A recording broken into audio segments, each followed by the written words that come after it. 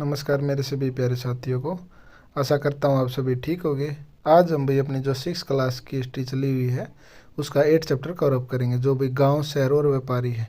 भाई हम उनके बारे में पढ़ेंगे। गांव कैसे होते, शहर कैसे होते थे, व्यापारी भाई कहाँ से कहाँ यात्राएं करते थे, किसके द्वारा करते थे। ठीक है, तो स्टार्ट करते हैं भाई हम चैप्टर। लोहे के औजार और खेती। लोहे का प्रयोग आज एक आम बात है। लोहे की चीज़ें हमारी रोज़मर्रा की ज़िंदगी का हिस्सा बन गई हैं। इस उपमहाद्वीप में लोहे का प्रयोग लगभग 3000 साल पहले शुरू हुआ था। महापाषाण कब्रों में लोहे के औजार और हथियार बड़ी संख्या में मिलते, जो भी महापाषाण कब्रें होती थी उनमें साथ में दफना दे देते हैं। ठीक है, करीब 2500 वर्ष पहले लोहे के औजारों के बढ़ते उपयोग का प्रमाण मिलता है। इनमें जंगलों को साफ करने के लिए कुल्हाड़ी और जुताई के लिए अलोक के फाल शामिल है। भाई पहले क्या होता था, जो अपने हल होते थे वो लकड़ी के होते थे। अब भाई उनके आगे जो भाई वो फाले हैं वो उसके लगाने लग गए हैं लोहे के, जिससे भाई आराम से उनको हम उपयोग में ला सकते हैं। ठीक है, कृषि उत्पादक बढ़ाने के लिए उठाए गए अन्य कदम। सिंचाई। समृद्ध गांव के बिना राजाओं तथा उनके राज्यों का बने रहना मुश्किल था। जिस तरह कृषि के विकास में नए औजारों तथा रोपाई महत्वपूर्ण कदम थे, उसी तरह सिंचाई की काफ़ी उपयोग साबित हुई। इस समय सिंचाई के लिए नहरें, कुएं, तालाब तथा कृत्रिम जलाशय बनाए गए। इस चार्ट में तुम्हें सिंचाई से आए परिवर्तन दिखाई देंगे। खाली स्थानों पर भरे, ये भी ज़्यादा कुछ नहीं है। चलो इधर से स्टार्ट करते। गांव में कौन रहते थे भाई, कौन रहते थे? इस उपमहाद्वीप के दक्षिणी तथा उत्तर हिस्से के अधिकांश गांव में कम से कम 3 तरह के लोग रहते थे। कहाँ पे भाई? दक्षिण में और उत्तरी हिस्से में। तमिल क्षेत्र में बड़े भूस्वामी को वेल्ला, साधारण अलवारों को उनवार और भूमिहीन मजदूर दास, कैडिसियार और अंधमई कहते थे। वेल्ला जो जिनके भाई ज़्यादा भूमि होती थी, जो हल करते थे भाई, उनको उनवार कहते थे।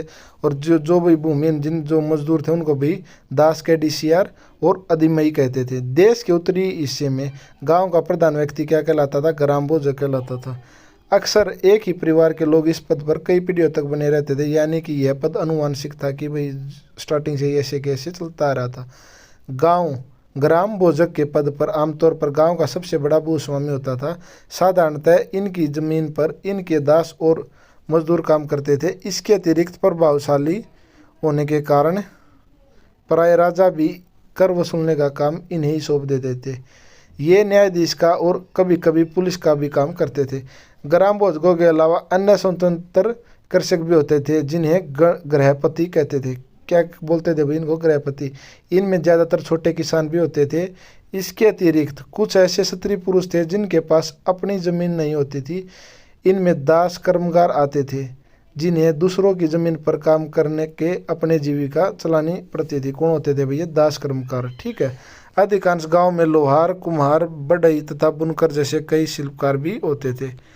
भाई प्राचीन तमिल रचनाएं हैं भाई। तमिल की प्राचीन रचनाओं में संगम साहित्य कहते हैं।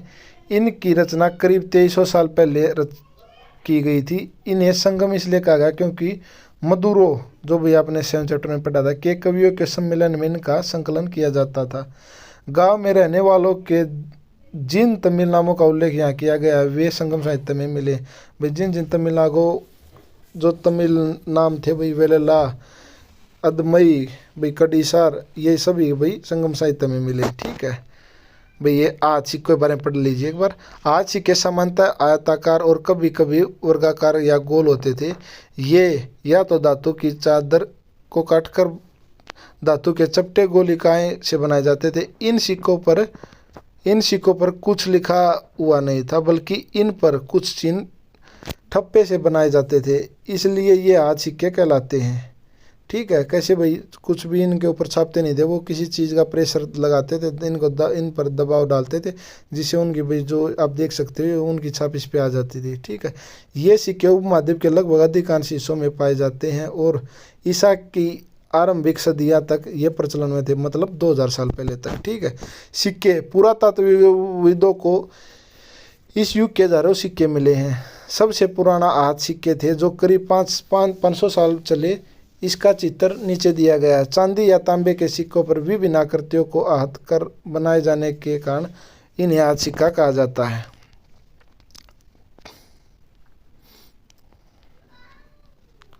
अब भाई अन्य गतिविधियों के केंद्र। अगर नगर कई कारणों से महत्वपूर्ण होते थे, उदाहरण के लिए मथुरा भाई धार्मिक के लिए बहुत ही महत्वपूर्ण था और मूर्तियाँ होती थी इधर, ठीक है। तो पढ़ते हैं इसके बारे में। यह 2500 साल से भी ज़्यादा समय से एक महत्वपूर्ण नगर रहा है, क्योंकि यह यातायात और व्यापार के दो मुख्य रास्तों पर स्थित था। किसके लिए भाई? यातायात, यहाँ से आने जाने, और व्यापार के लिए भी। इनमें से एक रास्ता उत्तर पश्चिम से पूर्व की ओर, दूसरा उत्तर से दक्षिण की ओर जाने वाला था। शहर के चारों ओर किलेबंदी थी। इसमें अनेक मंदिर थे। आसपास के किसान तथा पशुपालक शहर में रहने वालों के लिए भोजन जुटाते थे। मथुरा बेहतरीन मूर्तियों बनाने का केंद्र है। भाई जो सीटेट है ना, उसमें तो आपको भाई निष्कर्ष टाइप से पूछा जा, जो आपका रीट है या स्टेट है, इनमें क्या कैसे आता है भाई? मथुरा किसके लिए महत्वपूर्ण केंद्र था? मूर्तियों के लिए, धर्म के लिए, धार्मिक के लिए, ठीक है, भक्ति के लिए भी, इस टाइप से। लगभग 2000 साल पहले मथुरा कुषाणों की दूसरी राजधानी बनी। इसके बाद तुम आगे पढ़ोगे, मथुरा एक धार्मिक केंद्र भी रहा है। यहाँ बौद्ध विहार और जैन मंदिर भी हैं। यह कृष्ण भक्ति का एक महत्वपूर्ण केंद्र था और है भी आज के टाइम पे भी, ठीक है। ज़्यादातर भाई जो श्रद्धालु हैं उधर ही जाते हैं। मथुरा में परस्पर खंडों तथा मूर्तियों पर अनेक अभिलेख मिले हैं। आमतौर पर ये संक्षेपित अभिलेख हैं जो क्षत्रियों तथा पुरुषों द्वारा मठों या मंदिरों को दिए जाने वाले दान का उल्लेख करते हैं। प्राय शहर के राजा, रानी, अधिकारी, व्यापारी तथा शिल्पकार इस प्रकार के दान करते थे। उदाहरण के लिए मथुरा के अभिलेख में सुनारों, लोहारों, बुनकरों, टोकरी बनाने वालों, माला बनाने वालों और इत्र बनाने वालों के उल्लेख मिलते हैं। अब ये पढ़ते हैं भाई, उत्तर काले चमके पात्र, ठीक है भाई, जो उत्तर से मिलते थे चमकीले पात्र। ये कठोर चाक निर्मित धातु की तरह दिखने वाले तथा चमकदार काली सतह वाले पात्र हैं। इसे बनाने के लिए कुम्हार मिट्टी के बर्तनों को भट्ठी पर उच्च तापमान पर रखते थे, जिसके परिणाम स्वरूप इन बर्तनों की बाहरी सतह काली हो जाती थी। इस पर एक पतली काली लेप भी लगाई जाती थी, जो इस बर्तन को शीशे जैसे चमक प्रदान करता था, ठीक है भाई। उस पर कुछ ऐसी चीज़ लगाते थे भाई, जो जिसमें हम देखेंगे वो ऐसे का ऐसे हम दिखेंगे, मतलब उसमें चमक निकलती थी, एक शीशे का प्रदर्शन का कार्य करते थे वो। शिल्प तथा शिल्पकार। पुरास्थलों से शिल्पों के नमूने मिले हैं। इनमें मिट्टी के बहुत ही पतले और सुंदर बर्तन मिले हैं, जिन्हें उत्तरी काले चमकीले पात्र कहा जाता है। क्या बोला जाता है भाई? जिन्हें उत्तरी काले चमकीले पात्र, क्योंकि ये ज़्यादातर उपमहाद्वीप के उत्तरी भाग में मिले हैं। ध्यान रहे कि अन्य दूसरे शिल्पों के अवशेष नहीं बचे होंगे। जैसे कि विभिन्न ग्रंथों से हमें पता चलता है कि कपड़ों का उत्पादन बहुत महत्वपूर्ण था। उत्तर में वाराणसी और दक्षिण में मदुरै इसके प्रसिद्ध केंद्र थे। कौन भाई? उत्पादन के लिए उत्तर में वाराणसी और दक्षिण में मदुरै इसके प्रसिद्ध केंद्र थे। यहाँ स्त्री पुरुष दोनों का काम करते थे। अनेक शिल्पकार तथा व्यापारी अपने अपने संघ बनाने लगे थे, जिन्हें श्रेणी कहते हैं। शिल्पकारों की श्रेणी का काम प्रशिक्षण देना, कच्चा माल उपलब्ध कराना तथा तैयार माल का वितरण करना था, जबकि व्यापारियों की श्रेणी व्यापार का संचालन करती थी। श्रेणियां बैंकों के रूप में काम करती थी, जहां लोग पैसे जमा रखते थे। इस धन का निवेश लाभ के लिए किया जाता था। उससे मिले लाभ का कुछ हिस्सा जमा करने वालों को लौटा दिया जाता था या फिर मठ आदि धार्मिक स्थानों पर दे दिया जाता भाई, जहाँ पे वो कार्य, मतलब धर्म की जो जगह होती थी उनके निर्माण के लिए भी दे दिया जाता था। अब अभी सूत काटने और बुनने के नियम। ये नियम अर्थशास्त्र के हैं। किसमें? अब ये पूछा जाता है किसमें? ये अर्थशास्त्र के अध्याय 7 में जो आपने पढ़ा है। इसका वर्णन किया गया है कि किस प्रकार एक विशेष पदाधिकारी की देखरेख में कानूनों में सूत की कताई और बुनाई की जाती थी। ऊन, पेड़ों की छाल, कपास, पटुआ तथा सन को तैयार करने के काम में बंधुआओं, सूक्ष्म अक्षम अधिकारियों, भिखुणियों, वृद्धावेश्याओं, राजा की अवकाशप्राप्त दासियों, सेविकाओं और अवकाशप्राप्त देवदासियों को लगाया जाता है। इन्हें इनके काम के और गुणवत्ता के अनुसार परिश्रमिक देना चाहिए। जिन महिलाओं को बाहर निकलने की अनुमति नहीं थी, वे अपनी जो दासी उनको भेजकर भी जो कच्चा माल है वो मंगवा लेती थी और फिर उनको तैयार माल उनके द्वारा भिजवा देती थी, ठीक है। वे औरतें जो कारखाने तक जा सकती थी, उन्हें अपना माल कारखाने तक तड़के ले जाना पड़ता था, ठीक है, जहां उन्हें परिश्रमिक मिलता था। इस समय माल को अच्छी तरह जांचने के लिए रोशनी रहती थी। अगर निरीक्षक उस औरत की तरफ देखता या इधर उधर की बातें करता तो उसे सज़ा मिलनी चाहिए, और अगर वो औरत भाई अपना जो काम वो पूर्ण रूप से नहीं करती या टाइम पे नहीं देती तो उसका जुर्माना देना पड़ता था भाई, उसका अंगूठा भी काटा जा सकता था, ये जुर्माना था। ठीक है भाई। अभिलेख मिट्टी के बर्तन, कई बर्तनों पर ब्राह्मी लिपि में भी लेख मिले हैं। प्रारंभ में तमिल भाषा के लिए इसी लिपि का प्रयोग किया जाता था, इसलिए इन्हें तमिल ब्राह्मी अभिलेख भी कहा गया है। ठीक है। सूक्ष्म निरीक्षण अरिकामेडु भाई एक पतन था, इसके बारे में पढ़ेंगे। अरिकामेडु पुदुचेरी में है। लगभग 2200 से 1900 साल पहले अरिकामेडु एक पतन था। यह दूर दूर से आए जहाज़ों से सामान उतारे जाते थे। यहाँ ईंटों से बना एक ढांचा मिला है जो संभवतः गोदाम रहा होगा। यहाँ भूमध्य सागरीय अक्षेत्र के एम्फोरा जैसे पात्र मिले हैं। इनमें शराब या तेल जैसे तरल पदार्थ रखे जा सकते। ये बोला जाता है एम्फोरा किस लिए काम आता है, या शराब या जो तरल पदार्थ होते हैं उनको रखने के लिए। इनमें दोनों तरफ से पकड़ने के लिए हत्थे लगे हैं। साथ ही यहाँ एरेटाइल जैसे मुहर लगे लाल चमकदार बर्तन भी मिले हैं। इन्हें इटली के एक शहर के नाम पर एरेटाइल पात्र के नाम से जाना जाता है। इसे मुहर लगे साँचे पर गीली चिकनी मिट्टी को दबाकर बनाया जाता था। ठीक है। कुछ ऐसे बर्तन भी मिले हैं जिनका डिजाइन तो रोम का था, किंतु वे यही बनाए जाते थे। यहाँ रोमन लैंप, शीशे के बर्तन तथा रत्न भी मिले हैं। साथ ही छोटे छोटे कुंड मिले हैं जो संभवतः कपड़ों की रंगाई के पात्र रहे होंगे। यहाँ पर शीशे और अर्ध बहुमूल्य पत्थरों से मनके बनाने के पर्याप्त साक्ष्य मिले हैं। ठीक है भाई। अब ये एक यूनानी नाविक द्वारा दिया गया विवरण, बेरिगाजा ब्रूज का यूनानी नाम की कहानी। बेरिगाजा की संकरी पहाड़ी में समुद्र से आने वाले के लिए नाव चला पाना बहुत मुश्किल था भाई। उधर ज़्यादातर कौन उस नाव को चलाते हैं, जो भी मछुआरे हों या शिक्षित हों, जो कुशल हों उस चीज़ में, वही उस राजा उनको भेजता था। ठीक है। बेरिगाजा में शराब, तांबा, टीन, शीशा, मूंगा, पुखराज, कपड़े, सोने और चांदी के सिक्के का आयात होता था। हिमालय की जड़ी बूटी, हाथी दांत, गोमित, कार्नेलियम, सूती कपड़ा, रेशम तथा इत्र यहाँ से निर्यात किए जाते थे। राजा के लिए व्यापारी विशेष उपहार लाते थे। इनमें चांदी के बर्तन, गाय, किशोर, सुंदर औरतें, अच्छी शराब तथा उत्कृष्ट मेन कपड़े थे। ठीक है। अब व्यापार और व्यापारी भाई कहाँ से कौन कौन कैसे व्यापार करता था। ठीक है। तुमने उत्तरी काले पॉलिश वाले बर्तनों के बारे में पढ़ा है भाई, जो उत्तर से आते उत्तर में थे। ठीक है। ये खूबसूरत बर्तन खास तौर से इनकी कटोरियाँ तथा थालियाँ इस उपमहाद्वीप के अनेक पुरास्थलों से मिली हैं। सवाल उठता है कि इन जगहों पर ये बर्तन कैसे होंगे। ऐसा अनुमान लगाया जाता है कि जहाँ से वे बनते थे वहाँ से व्यापारी इन्हें ले जाकर अलग जगहों पर बेचते थे, या भाई वो आयात निर्यात करते थे, या उनके साथ भाई वस्तु विनिमय का इस्तेमाल करते थे, भाई उनसे कुछ ले लिया या उनको कुछ दे दिया। ठीक है।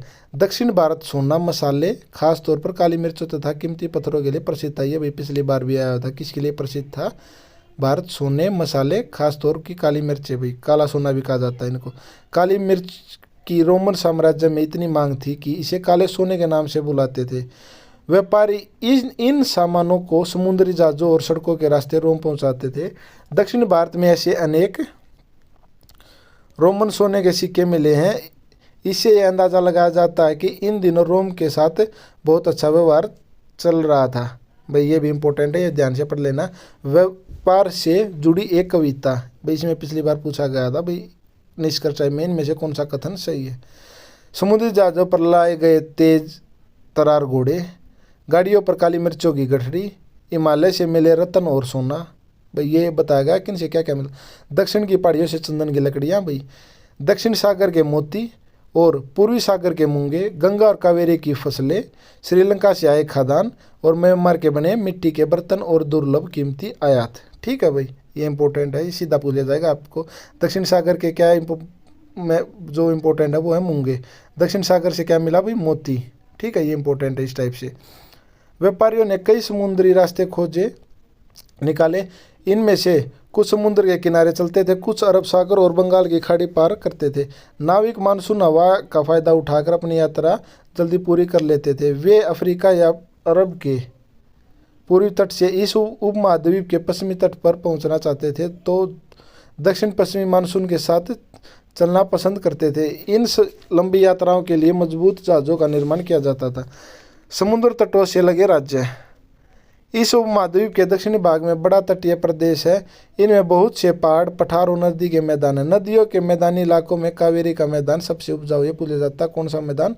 कावेरी का मैदान। मैदानी इलाके तथा तटीय इलाकों के सरदारों और राजाओं के पास धीरे धीरे काफ़ी संपत्ति और शक्ति हो गई।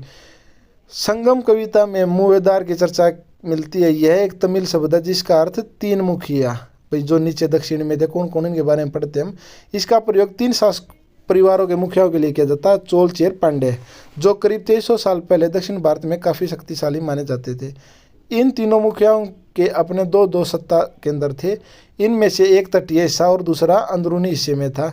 इस तरह 6 केंद्रों में से 2 बहुत महत्वपूर्ण केंद्र थे। एक चोलों का पतनपुआर या कावेरीपट्टनम, दूसरा पांड्यों की राजधानी मदुरै। ये मुखिया लोगों से नियमित कर की बजाय उपहारों की मांग करते थे। ठीक है, कभी कभी ये सैनिक अभियानों पर भी निकल पड़ते थे और आसपास के इलाकों से शुल्क वसूल कर लाते थे। इनमें से कुछ धन वे अपने पास रख लेते थे, बाकी अपने समर्थकों, नाते रिश्तेदारों, सिपाहियों तथा कवियों के बीच बांट देते थे। अनेक संगम कविताओं ने उन मुखियाओं की प्रशंसा में कविताएं लिखी हैं जो उन्हें कीमती जवाहरात, सोने, घोड़े, हाथी, रथ या सुंदर कपड़े दिया करते थे।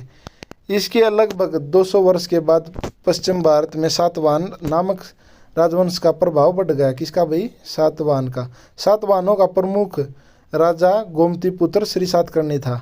इसके बारे में हमें उसकी माता सातकर्णी बलश्री द्वारा दान दिए गए अभिलेखों से पता चलता है। वह और अन्य सभी सातवाहन शासक दक्षिणापथ के स्वामी कहे जाते थे। किन्हें कहा जाता है भाई? दक्षिणापथ के सातवाहन, दक्षिणापथ के भाई स्वामी सातवाहन शासकों को। दक्षिणापथ का आर्थिक अर्थ दक्षिण की ओर जाने वाला रास्ता। पूरे दक्षिण क्षेत्र के लिए भी यही नाम प्रचलित था। श्री सातकर्णी ने पूर्वी, पश्चिमी तथा दक्षिणी तटों पर अपनी सेनाएं भेजी। अब अभी रेशम मार्ग और कुषाण, भाई ये जो रेशम है भाई से सिल्क रूट के नाम से जाना जाता था। और भाई इस पे किसका सबसे पहले, या मतलब कहने का मतलब किसका जो सबसे प्रसिद्ध शासक थे जिनका नियंत्रण था इस पे, वो थे भाई कुषाण। ये पढ़ लेते हैं हम। कुछ शासक इसके बड़े बड़े हिस्सों पर अपना नियंत्रण करना चाहते थे क्योंकि इस रास्ते पर यात्रा कर रहे व्यापारियों से उन्हें कर, शुल्क तथा तोहफे के जरिए लाभ मिलता था। इसके बदले ये शासक इन व्यापारियों को अपने राज्य से गुजरते वक्त लुटेरों के आक्रमण से सुरक्षा देते थे। सिल्क रूट पर नियंत्रण रखने वाले शासकों में सबसे प्रसिद्ध कुषाण थे। कौन थे भाई? कुषाण। करीब 2000 साल पहले मध्य एशिया तथा पश्चिमोत्तर भारत का इनका शासन था। पेशावर और मथुरा इनके 2 मुख्य शक्तिशाली केंद्र थे। तक्षशिला भी इनके ही राज्य का हिस्सा था। इसके शासनकाल में ही सिल्क रूट की एक शाखा मध्य एशिया से होकर सिंधु नदी के मुहाने के पतन तक जाती थी। फिर यहाँ जहाजों द्वारा रेशम पश्चिम की ओर रोमन साम्राज्य तक पहुँचाया जाता था। ठीक है भाई, हमारा जो चैप्टर है ये कंप्लीट हो गया। अब भाई जो इसके क्वेश्चन वो देख लेते हैं। भाई जो आज सिक्के हैं वो किसके बनाए जाते थे? बताओ भाई, आप एक बार देख के बताओ किसके बनाए जाते थे भैया? चांदी के। ठीक है। मथुरा महत्वपूर्ण केंद्र था भाई, किसके लिए था बताओ? ये भाई धार्मिक केंद्र था। श्रेणी किन की होती है भाई? शिल्पकारों की। ठीक है, तो भाई हमारे ये हो गया। जो इसके की पॉइंट की वर्ड हम वो पढ़ लेते। उपमहाद्वीप में लोहे के प्रयोग की शुरुआत कब हुई भाई? करीब 3000 साल पहले। लोहे के प्रयोग में बढ़ोतरी नगर आज सिक्के करीब 2500 साल पहले भाई। संगम साहित्य की रचना शुरुआत कब हुई भाई? 2300 साल पहले। अरिका मेडू का भाई पतन करीब 2200 से 1900 साल पहले। रेशम बनाने की कला की खोज 7000 साल पहले। ठीक है। चोल, चेर, पांड्य 2300 साल पहले पूर्व। अब भाई रोमन साम्राज्य में रेशम की बढ़ती मांग 2000 भाई। क्यों? उस टाइम पे भाई उनको रेशम के जो कपड़ा वो अच्छा लगने लगा था और इसलिए उधर मांग बहुत ज़्यादा बढ़ गई थी। कुषाण शासक कनिष्क 1900 साल पहले भाई। फासियान का भारत आगमन 16 वर्ष पहले। और स्वेंगतांग की भारत यात्रा, अपार की शिव स्तुति की रचना 1400 साल पहले। ये 3 आए थे भाई। ठीक है, फासियान, स्वेंगतांग और हास्यांग। चलो ठीक है भाई, हमारा जो चैप्टर 8 कंप्लीट हो गया। इसके बाद भाई हमारी जो 9 चैप्टर वो कंप्लीट करेंगे, फिर 10th। ओके, धन्यवाद।